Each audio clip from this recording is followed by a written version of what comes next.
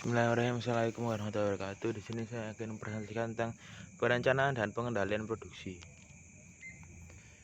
Perencanaan dan pengendalian kerja adalah dua dari empat fungsi pokok manajemen yang saling berkaitan dan krusial untuk mencapai tujuan organisasi. Perencanaan atau planning, fungsi menetapkan tujuan, membuat keputusan strategis, dan menyusun langkah-langkah untuk mencapai tujuan tersebut. Tujuan, memberikan arahan yang jelas menjadi dasar pelaksanaan, memastikan setiap langkah terkonsep dengan baik, dan mengelola ketidakpastian di masa depan. Pengendalian atau kontroli, fungsi mengevaluasi pelaksanaan rencana, membandingkan hasil kerja aktual dengan standar yang telah ditetapkan, dan melakukan koreksi jika terjadi penyimpangan. Tujuan, memastikan kegiatan berjalan sesuai rencana, menjamin efisiensi dan efektivitas, serta meningkatkan kinerja sumber daya.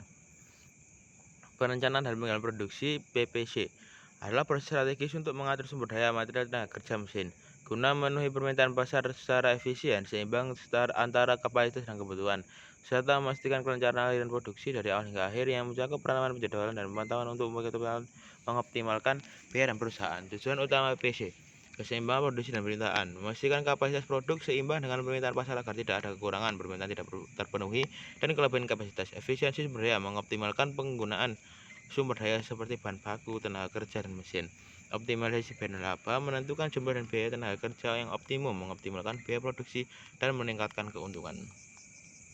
Peramalan kebutuhan dan demand forecasting adalah proses prediksi permintaan pelanggan di masa depan untuk produk atau layanan tertentu menggunakan data jelas penjualan, tren, atau layanan tertentu, pasar, faktor ekonomi, dan data relevan lainnya. Tujuannya adalah mengoptimalkan produksi, mengelola inventaris secara efisien, mengurangi biaya, mencegah kekurangan dan kelebihan stok, dan pada akhirnya meningkatkan keuntungan serta kepuasan pelanggan. Perencanaan ini melibatkan penyesuaian sumber daya produksi secara menyeluruh, bukan detail per produk, dan merupakan dasar atur untuk jadwal produksi utama. Ada 3 strategi utama dalam perencanaan agregat: strategi level, strategi pengejaran, dan strategi campuran.